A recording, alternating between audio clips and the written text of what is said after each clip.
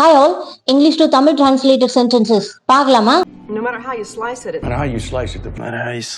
No matter how you slice it. No matter how you slice it. இதுக்கான Tamil meaning என்ன அப்படின்னா, நீ எப்படி பார்த்தாலுமே எப்படி பார்த்தாலும் இப்படி எல்லாம் நம்ம சொல்லுவோம் இல்லையா? இந்த எப்படி பார்த்தாலும் அப்படின்னு சொல்றோம் இல்லையா? இதுதான் no matter how you slice itக்கான மீனிங். இதை வச்சு எக்ஸாம்பிள் சென்டென்சஸ் பார்க்கலாமா? எப்படி பார்த்தாலும் நம்ம பயடா அவன்.